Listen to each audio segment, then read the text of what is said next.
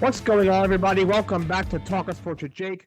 Hope we're doing well. So today we're gonna finish up my NFL offseason preview series. We're going through the back half of teams when it comes to cap space, 21 through 32 in terms of cap space. So interesting, those teams are gonna have to, cut a couple different guys and restructure guys. At least some of them, at least the last few, at least in order to even be under the cap. So that'll be interesting. We have a couple of other things I want to talk about that have happened since I last did the show. Last did the show, I believe, on Friday. When I last did the show, but uh, Minnesota Timberwolves signed TJ Warren to a 10-day deal. So he's obviously got a lot of popularity in the bubble. Bubble TJ Warren's obviously a running joke, but he in the bubble was a very good player. At one point was a solid player. He was in Phoenix for a while. He's a guy who's kind of been around the league. He was a solid player, but in the bubble he just he absolutely went off. But other than that, he's been kind of like an average player. He was in Indiana for a bit, and kind of fell off the face of the earth basically. He wasn't in the league, but Minnesota brought him in on a 10-day. A couple of guys have injuries. Scotty Barnes of the Raptors has a fractured hand, so tough blow for them. He's obviously a guy they are building around. Of course, they've kind of remade their team at the deadline.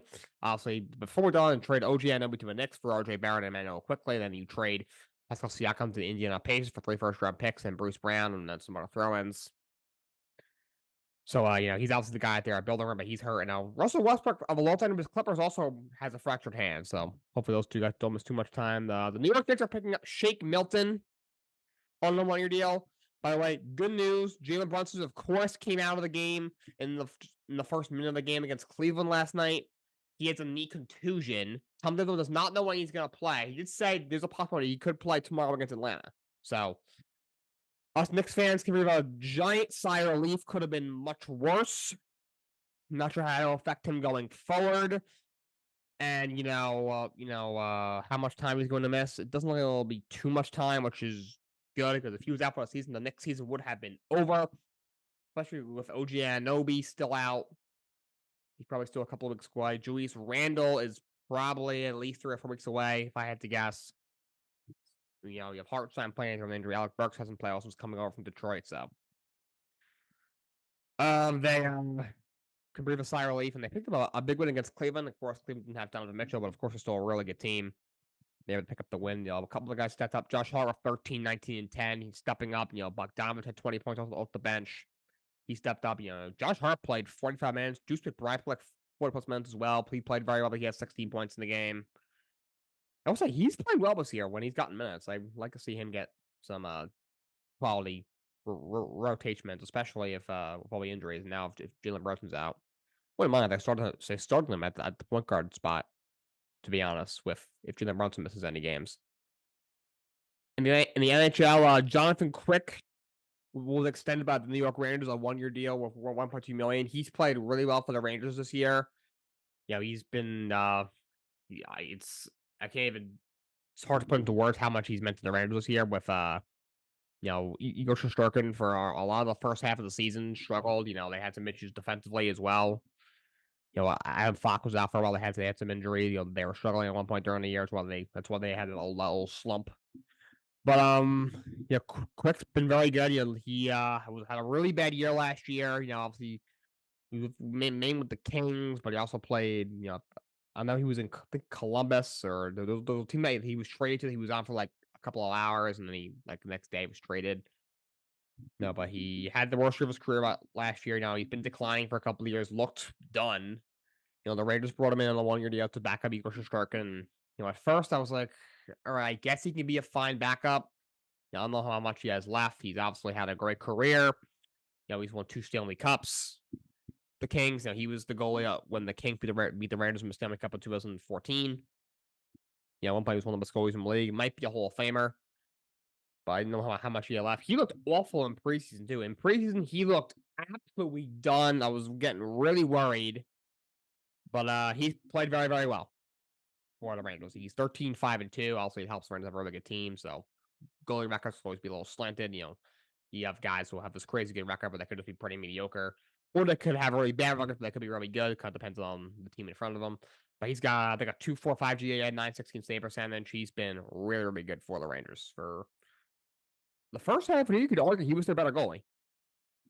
Igor Strogan has found himself and has been the best goalie in hockey since the All-Star break. But before the All-Star break, he was probably their better goalie. Strogan didn't have a great first half. And the Vancouver Canucks extend Elias Pettersson, 8 years, $92.5 million to $11.6 million a year. He gets a big deal. Canucks extend one of their big stars, best young stars in the league.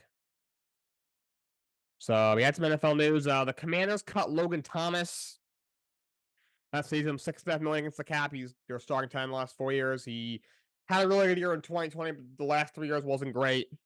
They cut him, and they also cut Charles Leno. That saves him a little over $7.2 million against the cap. He's been their starting left tackle for a couple of years. He had a pretty good year this year, but he's also set to have hip surgery, so I'm not sure how that recovery is going to go. So they let him go. They could have $100 million in cap space. They were expected to spend a lot of money. Now they cut those guys, and they have a ton of money to spend. The Tampa Bay Bucks and Mike Evans got a deal done today. Excuse me. They re-signed Mike Evans, 2 years, $52 million, 35 guaranteed. That's a really good deal for the Bucks. He's one of the best receivers in the league still. Even, he's going into his age 31 season. He's had over 1,000 yards in each year he's been in the league. 10 straight 1,000-yard seasons. That's a record streak. To me, he's already a Hall of Famer. We think of the All-Pros, the Pro Bowls, 10 straight 1,000-yard seasons, never been done before. Super Bowl champion. He's a great player, and so this gives him, I believe that comes to about $25.5, $26 million a year. I think it's about $25.5 million a year over 2 years, signed it through his age 32 season. He had 13 touchdowns last year in his age 30 year. He's still a very good receiver. He's a big body. He can go up and get it still. Great red zone threat. And this will probably keep Baker Mayfield in Tampa. I'm guessing. I know he's got a lot of interest. I've heard maybe Atlanta, maybe Minnesota, maybe even New England. But this will probably keep him in Tampa. I know Tampa's trying to get a deal done with him as we speak.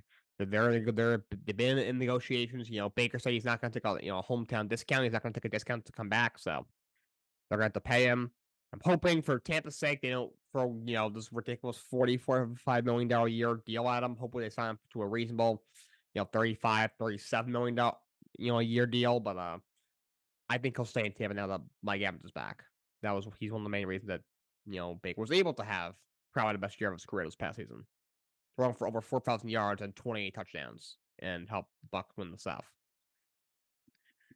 And the 49ers promoted Nick Sorensen, who was their passing corner this past year, to the defensive coordinator role. So I'm not sure why they fired Steve Wilkes, but Sorensen is the new D corner. They also hired Brandon Staley. Apparently he's going to have a prominent role. Apparently he's going to be the assistant head coach. I don't know why. At least he's not the head coach or even the defensive coordinator.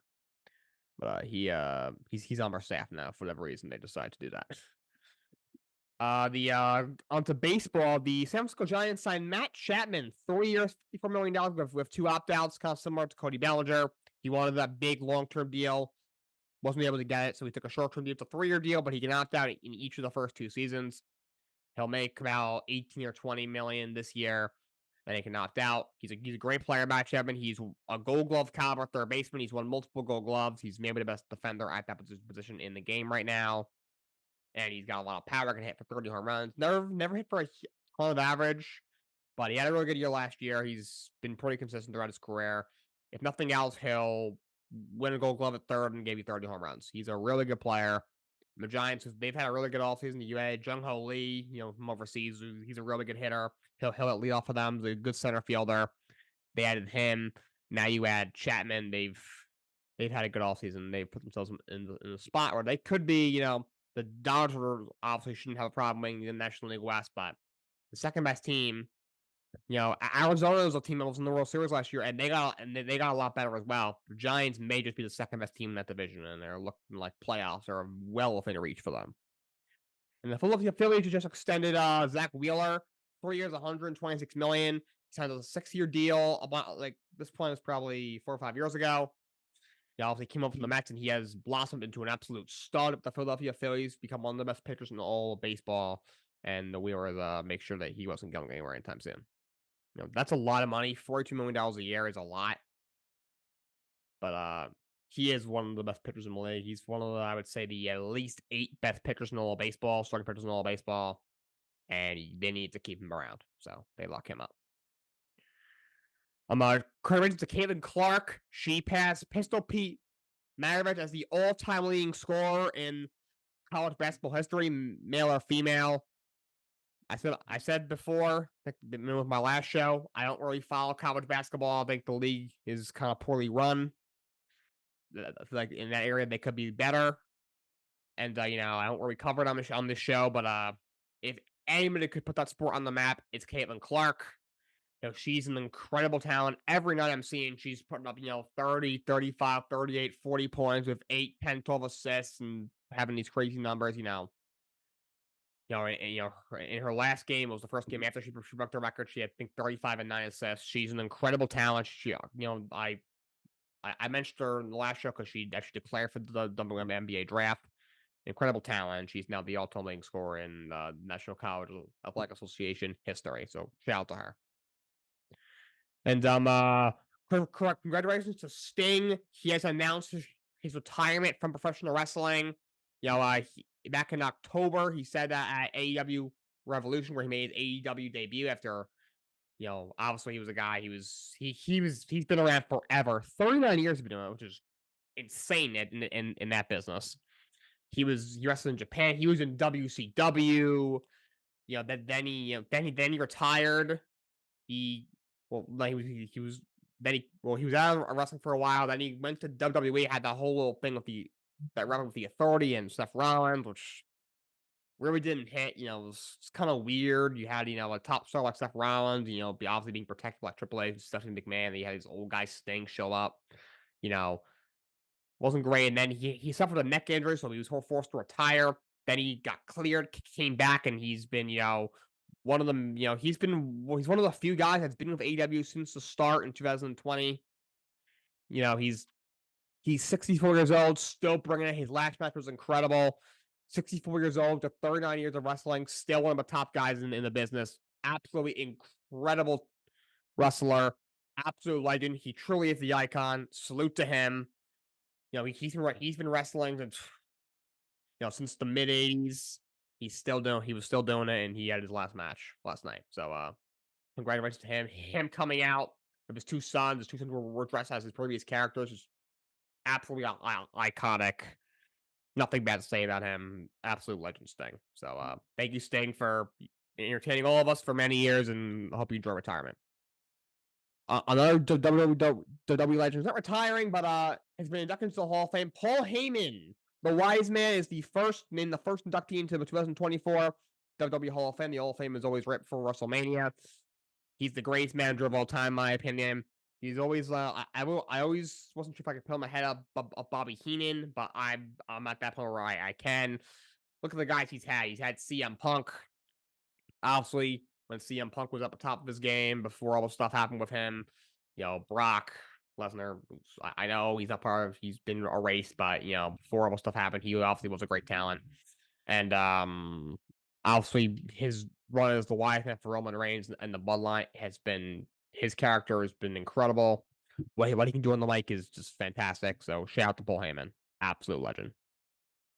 And also, rest in peace to Chris Mortensen. He was a very famous ESPN analyst and sports journalist. He passed away yesterday. He's had throat cancer, I believe, for a few years now. He stepped away last year to focus on his health, and unfortunately, he passes away at age 72.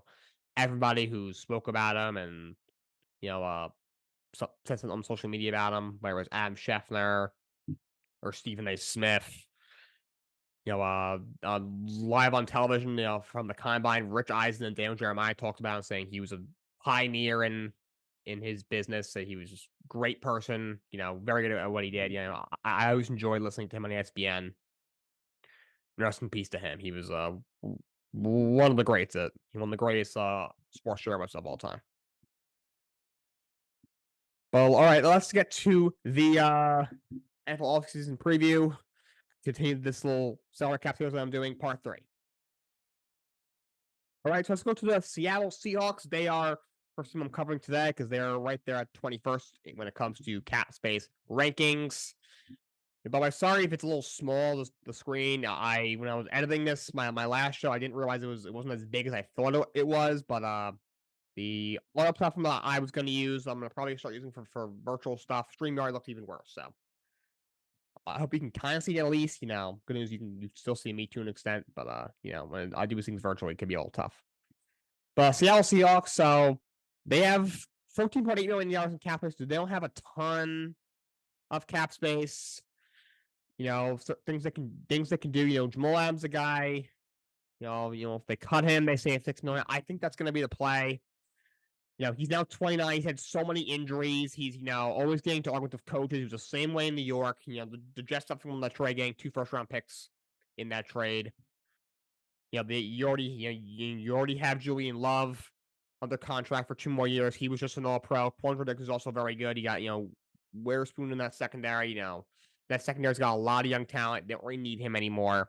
He didn't play as much this year because of injuries and other things, just not being as good. May not fit in the system as well. You got a new defensive scheme coming in with Mike McDonald taking over as head coach. So, I think he'll be let go. He's not the same player anymore. By the way, Jets fans, can you guys stop with the Twitter post? But bring him home. No. What did he do? Yes, he had some great years with the Jets. All he did was complain and bitch. No. Please, no, I'm good. Thanks. Never healthy. He's a head case. Not the same player. I'm good. I'll pass on Jamal Adams. Thanks. Other things they could do is look at their free agents.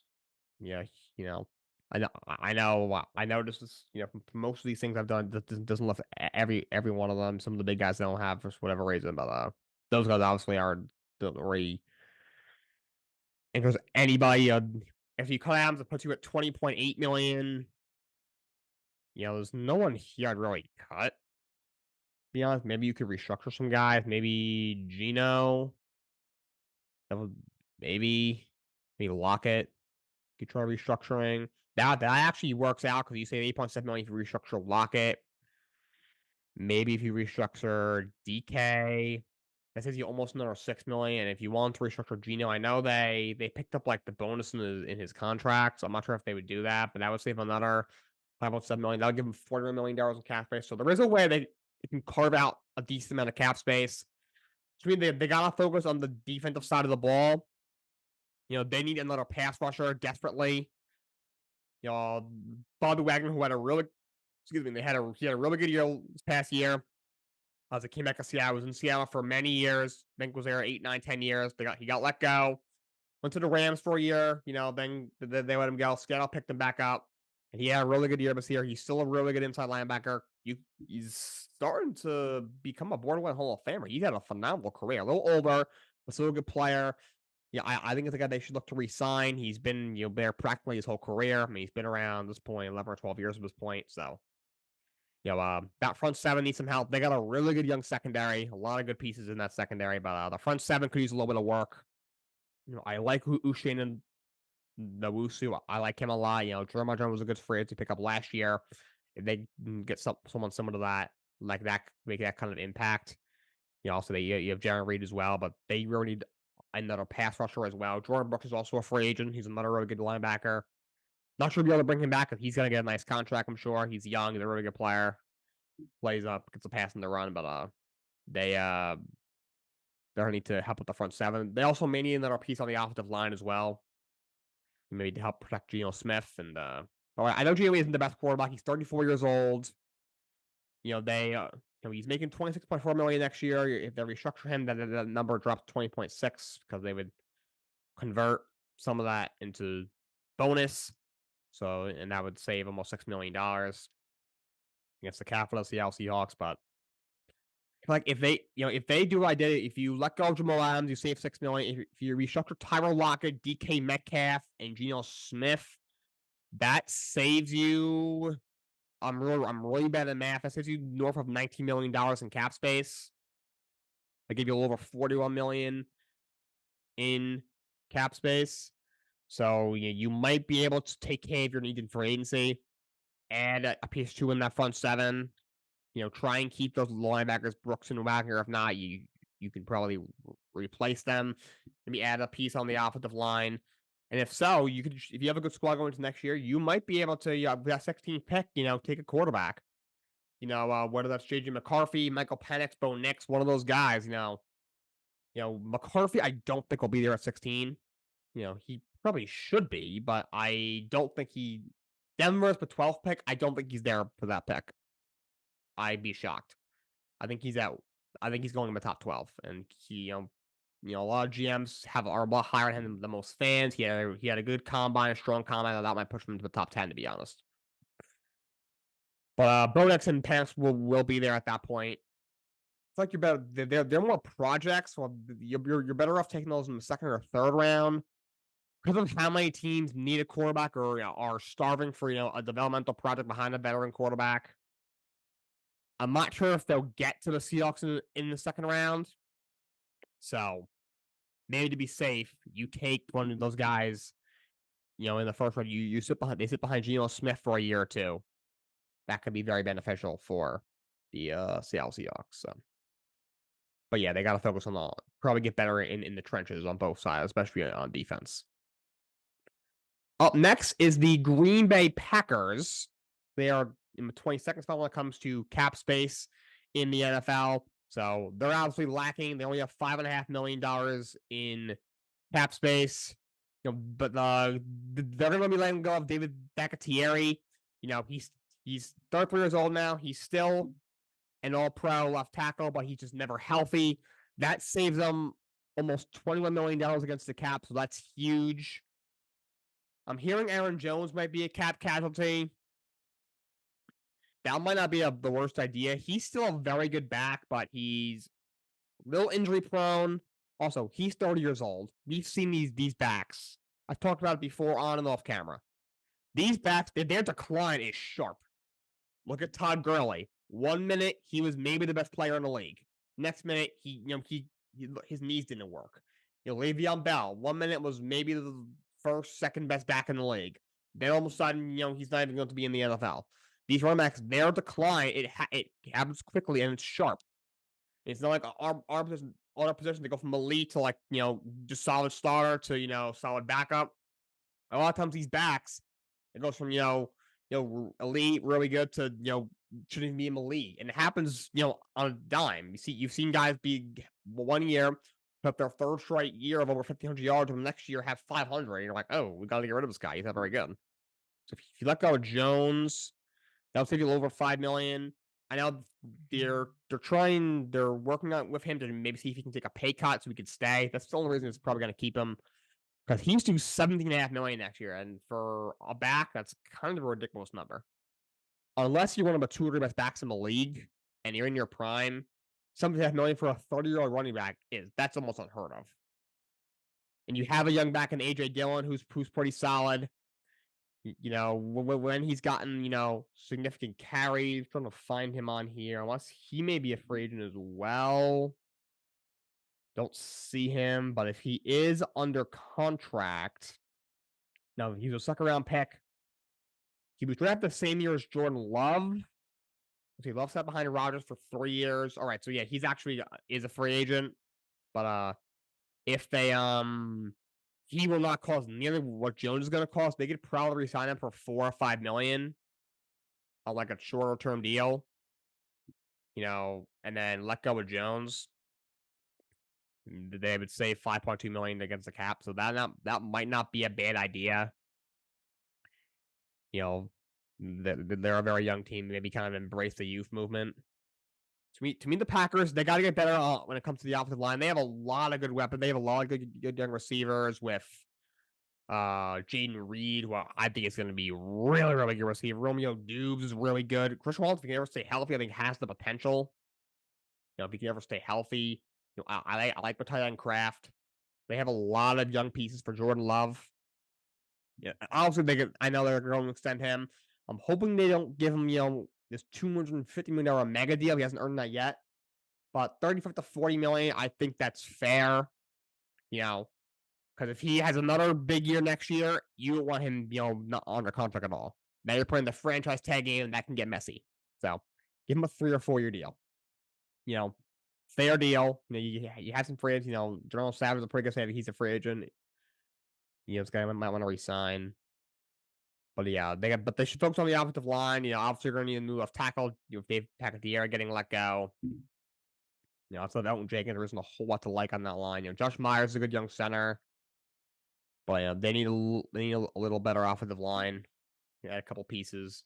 Defensively, look, I don't love the Jeff Hafley hire for the coordinator. I think they need a bigger name.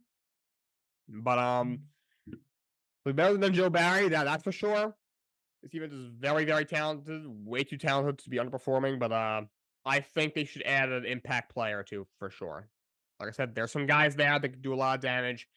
Preston Smith, Devondre Campbell, Rashawn Gary, Jari Alexander, who's a little overrated, getting older, but still a good player. I know when he got benched, I thought he's definitely getting let go. From what I'm hearing, he's probably going to be back. He's still only 27. He's due almost $24 million next year.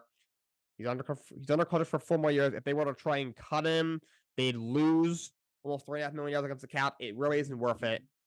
When he's healthy, he's still a very good corner. I think he's going to stay. Let's get rid of Aaron Jones right there.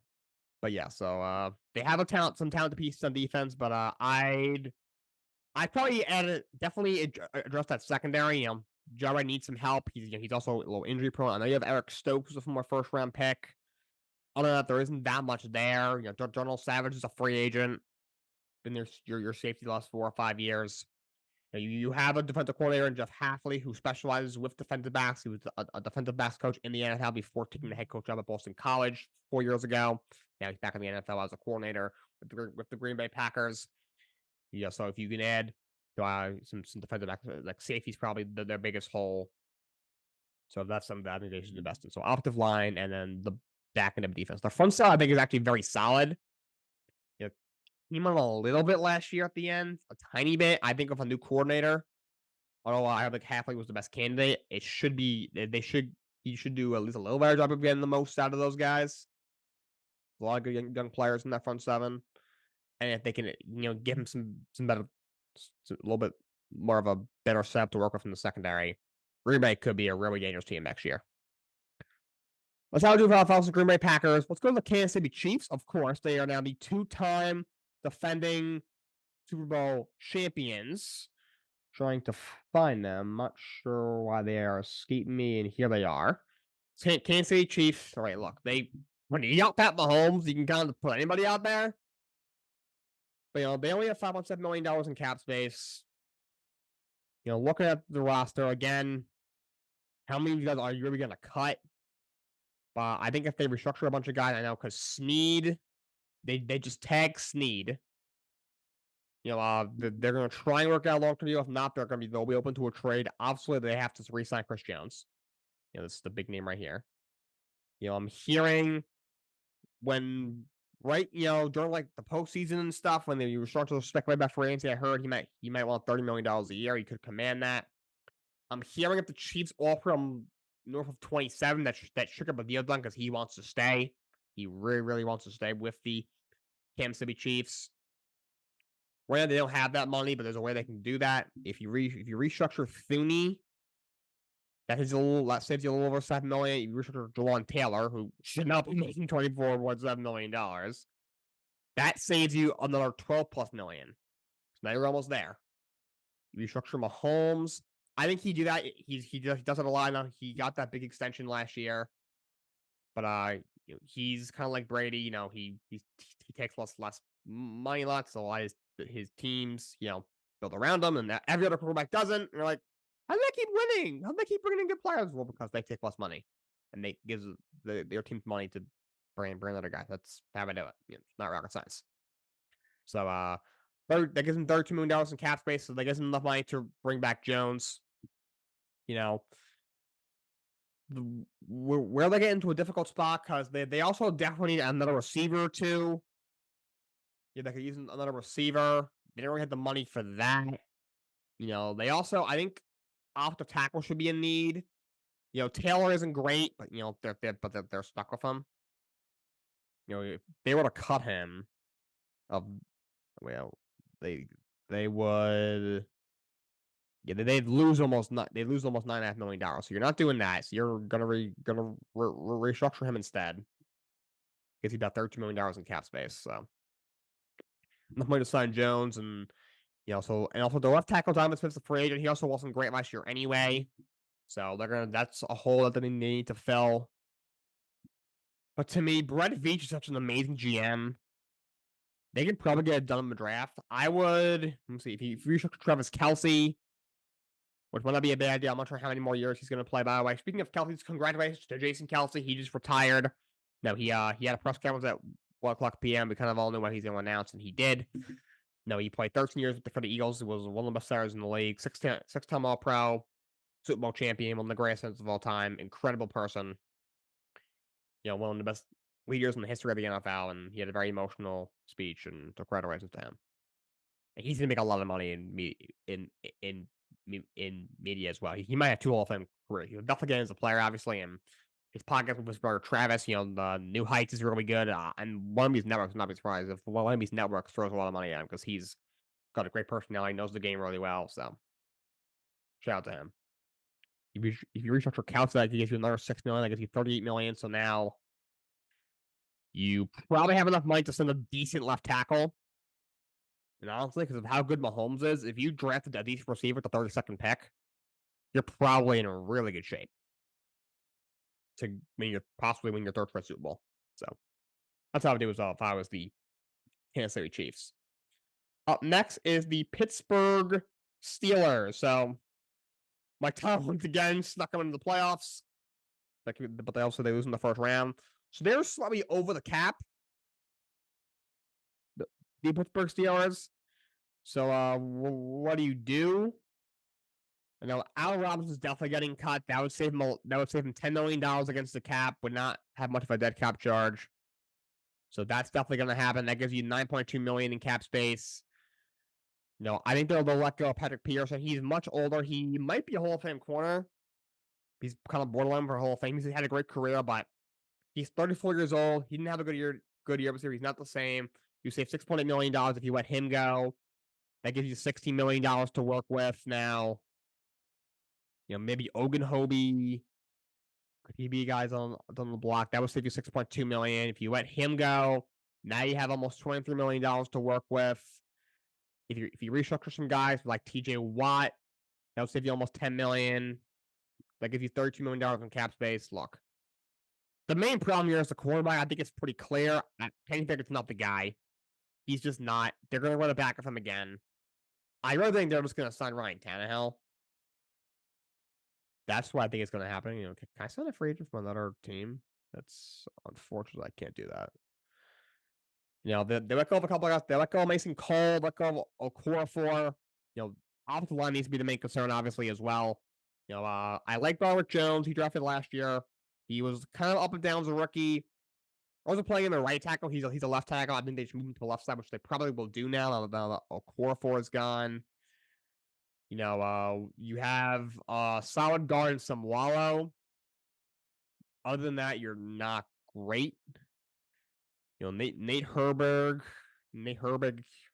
isn't very good. So I'm not sure where they're gonna go. But their best bet is because they got a very good defense. They, obviously quarterback is what it is. You're stuck with them. You also your new offensive coordinator is Arthur Smith. Tannehill had the by far the most success of his career. In Arthur Smith's offense. He knows the offense. He maybe be a mentor for Kenny Pickett. If Kenny Pickett struggles and you want to bench him, you have a guy you can a guy who was a legit starter at one point in this league only a few years ago. And Ryan Tannehill, I don't think he has much left at this point. Ryan Tannehill. But yeah, they got to improve that offensive line from them. I'd sign a couple of guys in free agency, and then double down and draft one in this upcoming draft. I know last year, they tried to improve it. They brought in Isaac Samwalo on a 4-year deal, which definitely did work out. You draft Robert Jones. I know they tried, but it didn't really work out. It just wasn't enough. But I think if you sign a couple of guys in free agency, like I said, if you let go of Allen Robinson, Patrick Peterson, and Larry Ogunhobi, that would save you like about around $20 million in cap space, and if you restructure TJ Watt's an additional almost $10 million. So yes, I know they come in with barely even under the cap, but they can create about just over $30 million in cap space by doing all that, which will allow you to revamp that line. Like I think they should go after a Kirk Cousins and get a new quarterback, but they're not going to. So at least revamp that offensive line and maybe bring in another piece in that secondary as well. Up next, the Cleveland Browns. So they obviously have a crazy year of a lot of injury, but still they made the playoffs, won 11 games. Now we're getting to teams that are over the cap. This is where it gets a little tricky. So Browns come in $1.5 million over the cap. So what do? They might have to cut Nick Chubb. I don't think it's a bad idea, to be honest. He's obviously, when he's healthy, he's been probably the best back in the league the last couple of years, but he's coming off a major injury. That's the third major injury he's had. He had a torn ACL in college. His last year at Georgia. Early on in his NFL career, he had torn ACL, and now he had a really gnarly leg injury early on this season. He had like multiple surgeries. He expected to make a full recovery. He could be back for the season start, or at least the very beginning of it. I think if you let him go, you would save almost $12 million against the cap for a team that's starved for cap space. Jerome Ford was pretty decent, in place of him last year. I think that's something that might need to happen. If you're stuck with Jedrick Wills, so it's not, you're not going to cut him. So you still only have $10.2 million in cap space, which obviously still isn't a lot. So where do you go from there? You're going to have to restructure some guys like Deshaun Watson. If you restructure his deal, I think that needs to happen, because that would create nearly $30 million in cap space. He's due almost $64 million next year. He has not played even close to a full season and been good in 3 years. Obviously, all supposed to happen. You shouldn't be in the league, but the NFL is kind of a joke. So he is. But if you let go of Nick Chubb, that saves you almost $12 million. If you restructure Deshaun Watson, that saves you almost $30 million. That would be huge. So now, if you do that, like, this is a really good team. Now you might maybe go after one of these running backs, Barkley or Jacobs or Eckler. That, considering how short running backs' careers are, they might be just better off taking one in the second round. They don't have a first round pick because of the Watson trade, but I might take like Trey Benson or Blake Foreman in the second round at this point. That might be your best bet, but they got a really good team. They got obviously a great defense. They may need another pass rusher across from Myles Garrett. I mean, he just won Defensive Player of the Year. Maybe that's something you do. Maybe you add another piece in the secondary, but this is a really good team. It obviously just depends on the quarterback, but I'd probably, try and get yourself under the cap, and that'll probably include letting go of the Chubb. So I'd probably bring in his replacement, but they could probably, the second round pick can probably draft like Trey Benson or something like that. But they should have a really good team. So that's what I would do if I was them. Up next is the San Francisco 49ers, who were just in the Super Bowl. So they actually have a lot of contracts, so they're going to be over the cap as well. They're almost $7.5 million over the cap. Yeah, which is tough because they're obviously trying to negotiate with Brandon Ayuk. Next year he's due not too much money, obviously. But he may be a trade candidate. What do you do for you the 49ers? Obviously, everyone that's really on a big deal deserves it. You're not really cutting anybody. You're going to have to restructure a bunch of guys. So if you restructure Trent, that saves you over $13 million. So that gets you under the cap at least. If you restructure Fred Warner, it saves you almost another $10 million. If you do the same with Hargrave, that saves you another $5.7 million. And then with Debo, that saves you another $10.5 million. So if you restructure those 4 guys, that gets you to $32 million in cap space. Now, that gives you enough money to lock up Brandon Ayuk if you would like, which it appears they're trying to do. Honestly, of how many receivers are in this draft, I might trade him for a first round pick and then draft his replacement at that point. But to me, look, the Niners obviously are very loaded. Just having able to get that Super Bowl ring has kind of eluded them for a while now. They got to improve the offensive line. It was kind of in the playoffs. It was kind of exposed, especially in the Super Bowl against the Chiefs. Their line struggled. Got to give Brock Purdy a little more time. Obviously, Trent at left tackle. Maybe his heir apparent because he is 36 years old, though he's under contract for 4 more years, and he's showing no signs of slowing down. Outside of him, you have Brendel at center. Their line really isn't that great. Aaron Back is okay at guard. But I try and improve the offensive line. Their secondary crew is another piece. Getting back on the All-Pro setting, Hufanga, who was injured for most of last year, will definitely help. But corner, to me, has always been a spot where they've just kind of been They've been able to kind of hide that weakness by how good the rest of their team is, how good the rest of their defense is, and other than that place on their roster. But it might be time for them to invest in that area a little bit. So, offensive line and secondary should be their main two concerns. I'm not concerned about the quarterback. I think Purdy's fine with how many weapons he has to play with. But up next is the Dallas Cowboys. Cowboys are once again in the bit of cap hell. To be honest, they are almost $10 million over the cap, $9.8 million over the cap. So, what do you do? I think they're gonna have to let go of Brandon Cooks. That'll save you $4 million, but before you're probably gonna Dak's cap number. I think is gonna end up being lower. I think he'll end up getting extended. He's in the last year of his deal. Actually, isn't a bad idea because you could potentially lower his cap number by extending him.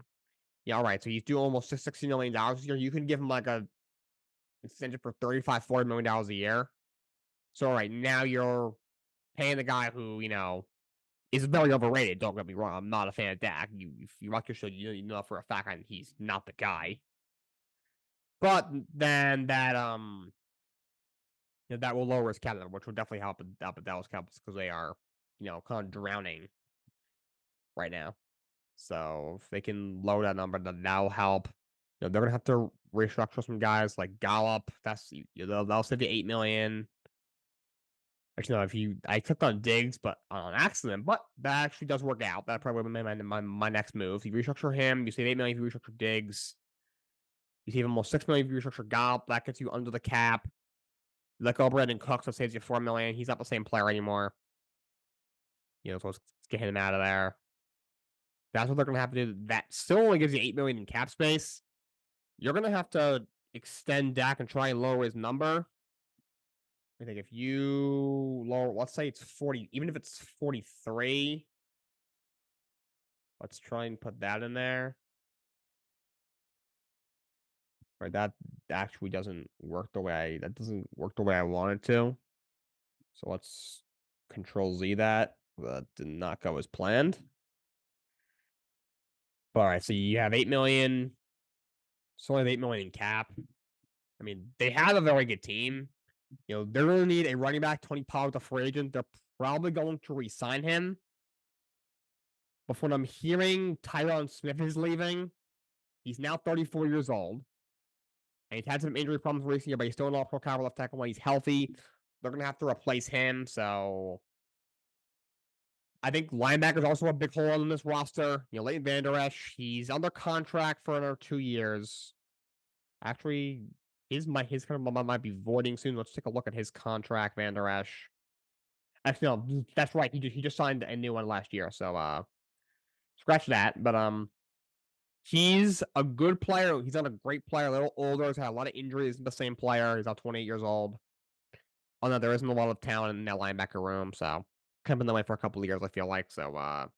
They should let him go. Not let him go, but they should look to improve that area of their team. They got to replace Smith at the left tackle position. They need a running back with power hitting the free agent market. They'll probably just bring him back, which I don't hate. He's not this, transcendent guy we thought he was going to be. Didn't have a huge breakout year last year. Obviously, only had 6 touchdowns. But that's probably what'll happen. So yeah, I say left tackle and linebacker are probably their biggest concerns. You also gotta, probably give Dak, I say give him a 3-year extension. They have a good year, so you can lower his cap number. They also should probably lock up Michael Parsons. That's something they're going to need to do. So next up is the New Orleans Saints. Now these last few teams, they are really struggling when it comes to cap. Saints are in cap hell. They have been. It seems like they've been there for 20 years. They're over $18.5 million over the cap, $18.6 million over the cap. I heard they might trade Marshawn Lattimore. He's one of the best corners in the league. I heard they could move him. They already restructured Derek Carr, which saved him $23 million in cap space. The cap was increased by $30 million, and they're still $18.6 million over the cap. That shows you how awful of a situation they have.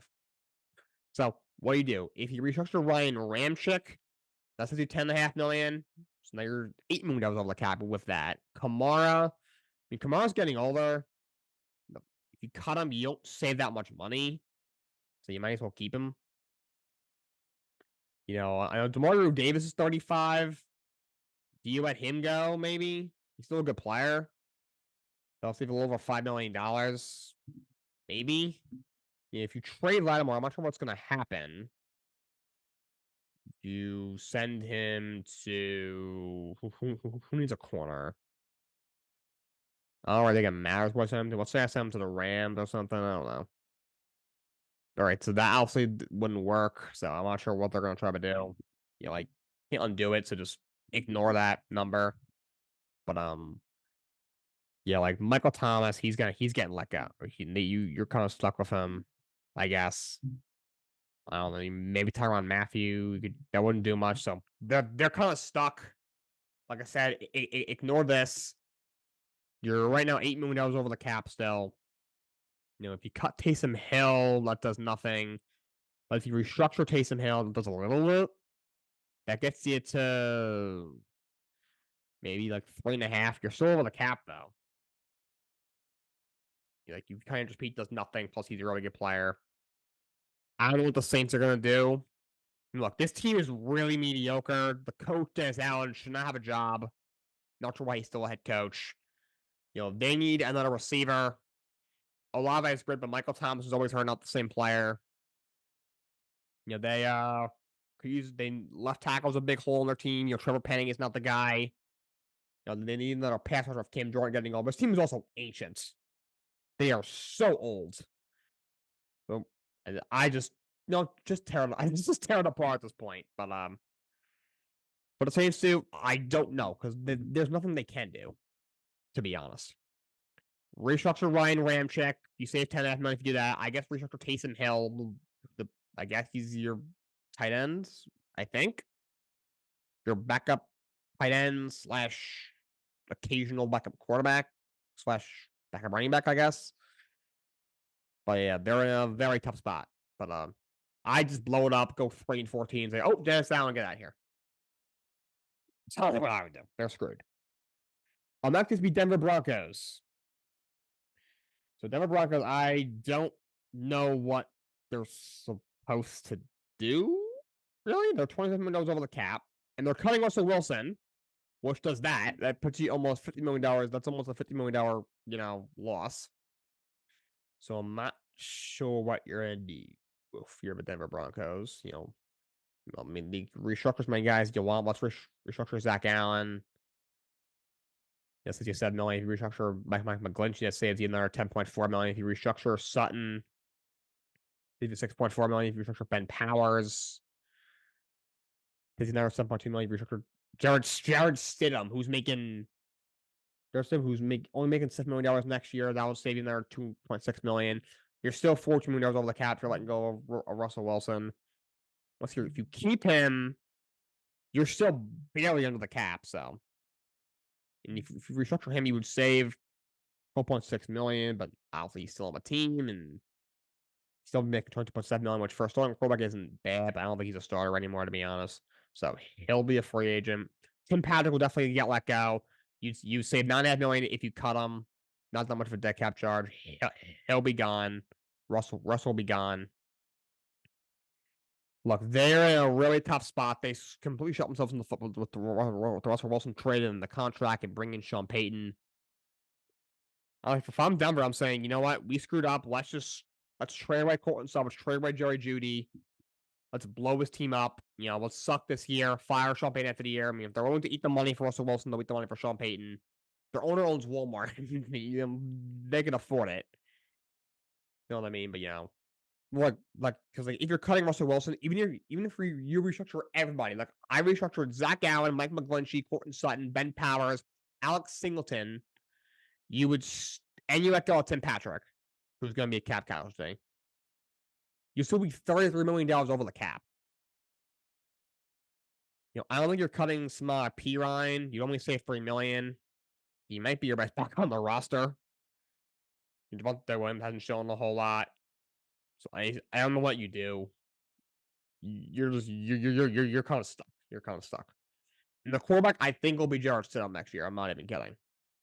I think Jarrett Stidham was making $7 million next year. I think he will be your quarterback. I legitimately don't know who else you bring in. There's no piece that fits. Also, guys are going to want to go there after how Sean Payton handled the whole Russell Wilson thing. I'm not the Los Angeles Chargers, so they're in a worse cap situation than the Broncos. Obviously, a much better situation now with Jim Harbaugh there, Justin Herbert coming back. But they right now are $25 million over the cap. I think they're going to have to let go of Mike Williams. He's 30 years old. He's really dealing with his health, but he's 30 years old. He's always hurt. He missed the whole year basically last year. So, I'm not sure what they're supposed to do. You would save $20 million against the cap if you cut him. But if you let him go, now you're looking at the roster. If you restructure Joey Bosa, that saves you about $7 million. That gets you under the cap. You restructure, if you restructure Derwin James, get you another $7.7 million. If you obviously you can't cut Trey Pipkins. So they're in a tough spot because even if you cut Mike Williams and you restructure Joey Bosa and Derwin James, you still only have $9.5 million in cap space. If Harbaugh run the show, you should have a good team. They need a running back with Austin Eckler gone. I'm not sure if you're going to re-sign him. I know they've been connected to Saquon Barkley. We'll see what they do. Defense should be the main concern. There's no doubt about that. They should be a little better. I like the new coordinator coming over from Michigan. Harbaugh brought with him. There obviously is some talent on this team with Joey Bosa, Khalil Mack, Derwin James. They're more talented than they, showed the last couple years with, the buffoon and Brandon Staley, but, they should definitely. I think they need a inside defensive lineman. I think that's a major need for them. I also think they need another linebacker and another piece of the secondary. But that's gonna be tough to do with $9 million in cap space. They're gonna have to figure something else out. Maybe if you restructure Herbert, his extension doesn't even kick in yet. It gets you almost $4 million. That's not much. If you cut Mac, you would save almost $23 million. So that might be the way they have to go. He's getting older, but also, you want to be able to make the playoffs next year. You want to waste another year of Herbert's prime. You're your first year with Jim Harbaugh, so they're gonna have to figure something out. But main needs are definitely they gotta add a couple pieces on defense, and they also need help out the offensive line. Slayers is a good player. He have his best year, but still really good young left tackle. You have a good center in Lindsley. The rest of that line is kind of okay. And next is the Miami Dolphins. They're the second to last team of this series. Miami Dolphins. Here they are. So their cap situation is not good. They are $28 million over the cap. A little over that. They're in a bit of a tough spot. They're also probably going to extend Tua, so that cap number is going to go up. They're going to have to. They said they're going to let go of Xavier Howard. I know it says that, but if they let him, they're going to let him go after June 1st. Well, he's already been cut, but they're making him a post June 1st cut because by doing that they will save $18.5 million in cap space, but they won't see their savings until June 1st. Obviously, for agency, it's March 4th, and for agency starts on March 13th. So they're kind of up against, the clock there, but they're gonna let him go. They already let go of Ogba. He already has that in there. That saved them $14 million. He also hasn't done a whole lot the last 2 years since he got the big deal. They're gonna have to restructure a lot of guys. So remember, this number, they'll get $8.5 million to play with, starting in June. So they're technically only like $10 million over the cap, but still over the cap. Restructure Hill, that would save you $12 million. If you restructure Jalen Ramsey, that's another $6.6 million. Bradley Chubb gets you another $14 million. That gets you under the cap. Then Telling Armstead, it's another $8.6 million. Let's say you do it with Zach Slyer, it's another $5 million. So that would get you $18.8 million of cap space. Plus, starting in June, you got another 18.5 from Xavier Howard. So it's a lot. So there's a lot of things that you're going to need to do. But look, I think the issue here to me is Tua. He's not the guy, but they're gonna kind of have to run it back with him on the wider option you have. But they gotta improve the offensive line to me. Connor Williams, and Robert Hunt are free agents. You gotta either re-sign those guys or replace them. To me, that should be their main concern. Maybe one more pass rusher as well. You have some guys, Zach Slyer had a really good year. But someone else they should resign is Andrew Van Ginkel. I think it's kind of why they get rid of Ogba. I don't know why it doesn't show him here. It's not doing that with this website, but he's a really good player, and they're going to have to bring him back. That's not good if I was the Miami Dolphins. And lastly, the Buffalo Bills. They're in a really rough situation. They are a league high $42.8 million over the cap. Yikers. What do you do? I think they're going to trade Diggs, but if you cut him, you would lose $3 million. If you were to trade him, actually, let's see what happens if you restructure him first, because I can't undo a trade. You would actually save $13 million. But if you trade him, which I think is going to happen, let's say you move him to let's say he goes, it doesn't matter. Let's say he goes to Tennessee Titans. That's not going to work. So we'll just ignore that. So I'm not sure what they're going to do with him.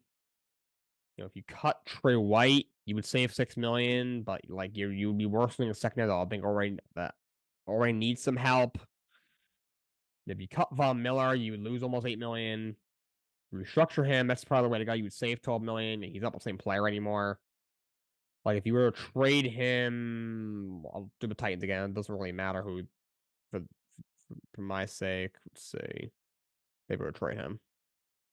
You would save $2 million. I don't know what kind of compensation you get back for draft picks anyway. Dawson Knox, they're kind of stuck with him. They should probably restructure him just because he's not that good. And not the star anymore, but it wouldn't do you much financially. I'm not really sure what you do. Even if, right, so you can so don't listen to the Diggs and Von Miller stuff you have on the screen right now. So that gives you another $2 million or so. Now you're about $36 million over the cap. Even if you cut Tre'Davious White, the rest of so they restructured Josh Allen. It saves you almost $18 million in cap space. So you do that. Maybe you restructure Milano. That doesn't do you much, so that probably won't happen. Ed Oliver probably don't think it's going to help much if you restructure him. No, it does basically nothing. So even if you cut Tre'Davious White, you restructure Josh Allen, you'd still be like $17 or $18 million over the cap. To me, this Bills team, they might need another receiver because Diggs might get traded and Gabe Davis is leaving. I think, need some help on the offensive line. I think they need another pass rusher because Von Miller isn't the same anymore, and he might get let go. They might need another linebacker since Tremaine Edmonds, they still haven't replaced him, and probably another piece from secondary. Look, they'll be good enough. They'll win 10, 11 games. They'll make the playoffs. Might win their division, but they're not getting out of the second round. That's what they should do, but they don't have the pieces to do it. All right, that's all I got for you guys today. Hope you enjoyed that NFL offseason series. The franchise tag deadline is tomorrow, and my 13th, which is just about a week and a half away, is when free agency starts. But until next time, so long, and have a great day.